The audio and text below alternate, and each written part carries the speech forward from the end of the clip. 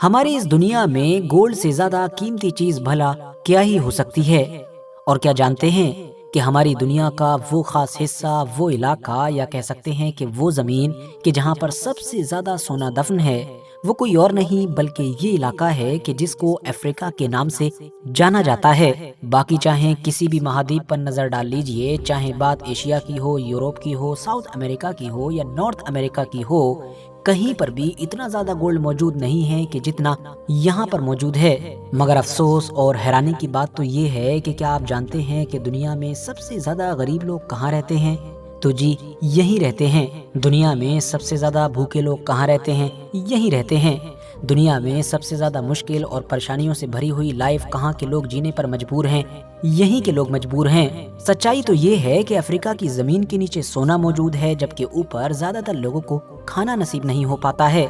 نیچے تو سونے کے علاوہ بھی قدرت کی بہت ساری نعمتیں موجود ہیں، لیکن اوپر پینے کے لیے کبھی کبھی صاف پانی بھی نظر نہیں آتا ہے۔ اب اس کے پیچھے وجہ کیا ہے وہ تو آپ لوگ آگے بآسانی سمجھ ہی لیں گے، مگر اس سے پہلے ذرا افریقہ کے اس دیش پر نظر ڈالیے جس کو آج دنیا میں برکینا فاسو کے نام سے جانا جاتا ہے۔ اب کیونکہ یہ افریقہ کوئی دیش تو ہے نہیں بلکہ ایک کانٹیننٹ ہے جس کے اندر بے شمار چھوٹے بڑے دیش پائے جاتے ہیں، اور جو افریقہ کی زمین کے نیچے سونا موجود ہے وہ بھی انہی چھوٹے بڑے دیشوں میں بارڈر کی وجہ سے بٹا ہوا ہے۔ مگر ورتھ نوٹسنگ بات یہ ہے کہ افریقہ کے ان بے شمار دیشوں میں سے بھی جن 3-4 دیشوں کی زمین کے نیچے سب سے زیادہ سونا موجود ہے، ان میں سے ایک دیش یہی برکینا فاسو بھی ہے۔ لیکن آپ کو جان کر شاید جھٹکا لگے گا کہ اتنا زیادہ سونا ہونے کے باوجود بھی اس دیش کی حالت یہ ہے کہ جب بھی دنیا کے سب سے غریب دیشوں کی لسٹ جاری ہوتی ہے تو اس لسٹ کے اندر اس دیش کا نام آپ کو یا تو ٹاپ 10 کے اندر ہی نظر آ جائے گا یا پھر کبھی کبھی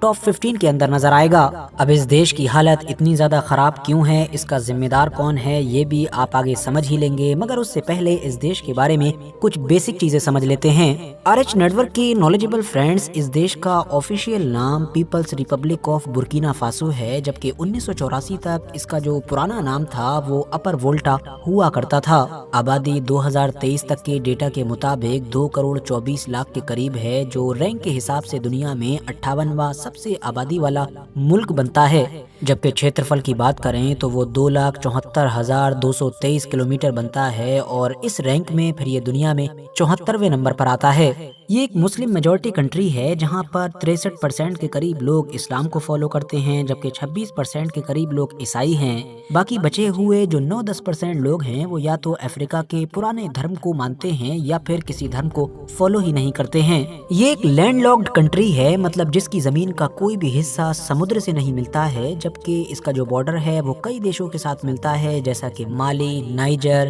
بینن، ٹوگو، گانا اور آئیوری کوسٹ۔ اس دیش کی GDP $20 بلین کے قریب ہے، جبکہ جو پر کیپٹا ہے، مطلب لوگوں کی سالانہ آمدنی، وہ بھی $888 کے قریب ہے، اور یہ دیش دنیا کے سب سے غریب دیشوں میں گنا جاتا ہے۔ یہ تو ہم پہلے ہی جان چکے ہیں، بلکہ رپورٹس بتاتی ہیں کہ یہاں کی جو 40% آبادی ہے وہ غریبی ریکھا سے نیچے زندگی گزار رہی ہے۔ مطلب لوگ غریبی کی وجہ سے صرف کھانے پینے کی چیزوں کے لیے پریشان ہی نہیں رہتے ہیں بلکہ کبھی کبھی مر بھی جاتے ہیں۔ جبکہ حیرانی کی بات تو یہ ہے کہ دیش میں ہمیشہ سے ہی ایک پولیٹیکل ڈسٹربنس رہنے کے باوجود بھی اس دیش کی زمین سے سالانہ لگ بھگ 60 ٹن کے قریب سونا نکالا جاتا ہے، جس کی قیمت کتنی ہے یہ آپ امیجن بھی نہیں کر سکتے ہیں۔ مگر اس کے باوجود بھی اس دیش کی یہ جو بری حالت ہے، اس کے پیچھے ریزن یہ ہے کہ یہ دیش اور اس کے ساتھ ساتھ افریقہ کے زیادہ تر دیش پچھلی کئی صدیوں سے لے کر اب تک ویسٹ اور مینلی ویسٹ میں بھی فرانس کے ظلم کا شکار رہے ہیں۔ ان کی زمین کے نیچے دفن قدرت کی بے شمار نعمتیں، جس میں مینلی سونا ہے،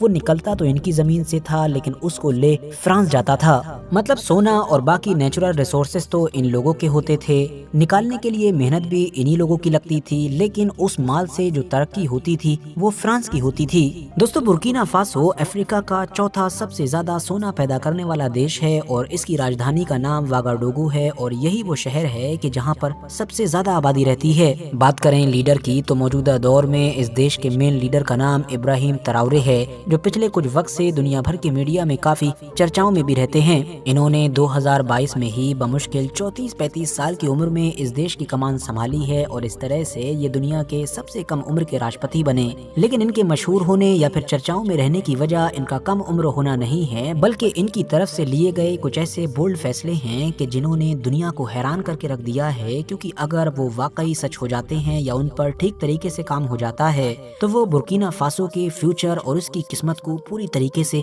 बदल कर रख देंगे। और फिर सिर्फ इस एक देश में ही नहीं बल्कि मुमकिन है कि पूरे अफ्रीका में ही वो सब कुछ होगा कि जो ना तो पहले कभी हुआ था और ना ही जिसके बारे में कभी किसी ने सोचा था। यही रीजन है कि अब लगातार ये कयास भी लगाए जा रहे हैं कि अगर इब्राहिम ट्राओरे इसी तरीके से आगे बढ़ते रहे तो मुमकिन है कि फ्यूचर में हम देखेंगे कि वो सिर्फ इस पर्टिकुलर देश के नहीं बल्कि पूरे अफ्रीका के ही एक बड़े लीडर बनकर उभरेंगे। मतलब दुनिया इब्राहिम ट्राओरे को एक ऐसे लीडर के तौर पर देखेगी कि जो पूरे अफ्रीका का लीडर होगा। इब्राहिम ट्राओरे के बारे में रिपोर्ट्स बताती हैं कि ये इंसान बचपन से ही बहुत ज्यादा काबिल और होशियार था। 2010 में मतलब लगभग 22 साल की एज में आर्मी ज्वाइन की और फिर धीरे धीरे बहुत सारे मुश्किल ऑपरेशन में फौज को लीड करने और अपने आप को साबित करने की वजह से इस इंसान की जो रैंक थी वो धीरे धीरे बढ़ती चली गई। 2022 में कि जब देश की पब्लिक की सपोर्ट के साथ यहाँ की आर्मी ने कू किया, यहाँ की जो हुकूमत थी जिसको आम पब्लिक करप्ट समझती थी और फ्रांस का कठपुतली समझती थी, उसको जब गिराया गया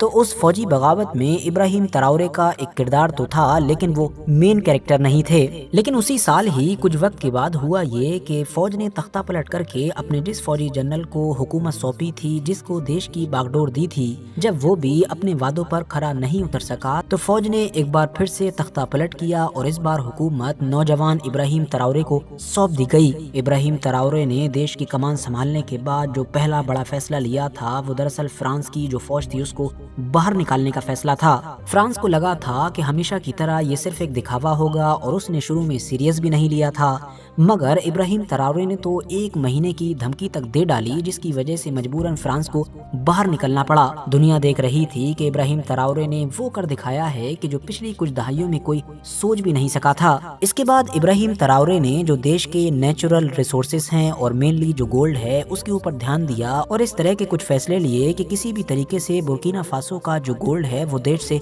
बाहर न जाने पाए। बार बार मीडिया और लोगों के सामने इस बात पर जोर देना शुरू किया कि जो देश का गोल्ड है उससे हमारे देश के लोगों को फायदा होना चाहिए, देश का डेवलपमेंट होना चाहिए, ना कि बाहर की कंपनी या फिर उन बाहर की कंपनीज के देश का फायदा होना चाहिए। जाहिर है साफ तौर पर इससे इशारा सिर्फ और सिर्फ फ्रांस के ऊपर था। गोल्ड और बाकी नेचुरल रिसोर्सेज पर लगाम लगाने के बाद फिर इब्राहिम ट्राओरे ने पैन अफ्रीका मूवमेंट पर भी काम शुरू किया, जिसका मेन मोटिव यही था कि बार बार लोगों को ये याद दिलाने की कोशिश करना कि अफ्रीका के पास वो सब कुछ है कि जो किसी भी इलाके या किसी भी कौम को तरक्की करने के लिए चाहिए होता है, बल्कि हमारे पास तो ये चीजें बाकी लोगों से भी ज्यादा हैं। तो हमको वेस्टर्न ताकतों पर डिपेंड होने की क्या जरूरत है। हमको अगर वाकई कोई चीज चाहिए है तो वो सिर्फ और सिर्फ इन ताकतों से आजादी है, जो हमको अभी तक भी नहीं मिल सकी है, क्योंकि इन्होंने अभी तक भी हमारे ऊपर इनडायरेक्टली कब्जा करके रखा है। माली और नाइजर जैसे कुछ पड़ोसी देश के जहाँ के हालात भी बुर्किना फासो की तरह ही हैं, मतलब जहाँ की मिलिट्रीज ने भी अभी कुछ वक्त पहले ही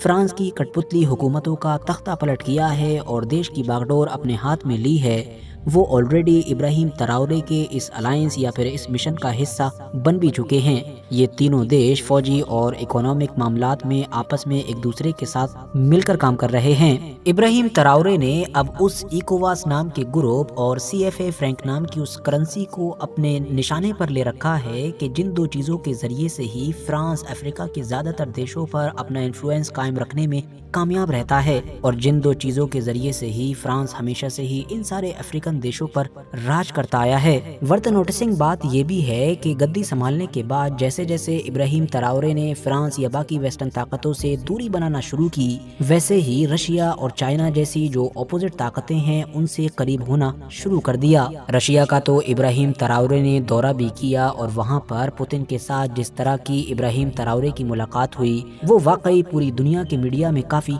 चर्चाओं में रही थी, क्योंकि ऐसा कम ही देखने को मिला है कि जब किसी अफ्रीकन लीडर का रशिया जैसी बड़ी ताकत की तरफ से इस तरह का स्वागत किया गया हो, या पुतिन जैसे बड़े लीडर के साथ इस तरह की मीटिंग और इस तरह की बातचीत की गई हो। इब्राहिम ट्राओरे जहां एक तरफ चाइना के साथ इकोनॉमिक कोऑपरेशन कर रहे हैं, मतलब चाइना के जरिए से बुर्किना फासो में ज्यादा से ज्यादा इन्वेस्टमेंट लाने की कोशिशें कर रहे हैं, तो वहीं दूसरी तरफ रशिया के जरिए बुर्किना फासो को डिफेंस में मदद मिल रही है, मतलब एडवांस हथियार मिल रहे हैं, ट्रेनिंग मिल रही है, या बाकी इससे जुड़ी हुई जो भी चीजें होती हैं उनमें मदद मिल रही है। और तो और 2023 के उसी दौरे में ही एक ऐसी डील भी हुई है कि जिससे ये उम्मीद लगाई जा रही है कि बहुत जल्द ही हम देखेंगे कि बुर्किना फासो जैसे गरीब देश के अंदर भी सिविल पर्पस के लिए न्यूक्लियर प्लांट मौजूद होगा। और इस पूरे काम में जाहिर है रशिया बुर्किना फासो की मदद करने जा रहा है। इरादे तो बहुत सारे हैं, लेकिन ये तो आने वाला वक्त ही बताएगा कि इसमें से कितने पूरे हो पाते हैं और हाँ, किस हद तक पूरे हो पाते हैं। बाकी इस पूरे टॉपिक पर आप लोगों की क्या कीमती राय है कमेंट्स बॉक्स में जरूर बताएं। वीडियो अगर इन्फॉर्मेटिव लगी हो तो लाइक करने के साथ साथ दोस्तों के साथ जरूर शेयर करें, और ऐसे ही नॉलेजेबल और हिस्टोरिकल वीडियोस हमेशा देखने के लिए हमारे इस चैनल को सब्सक्राइब करने के साथ साथ बेल आइकन को जरूर प्रेस करें।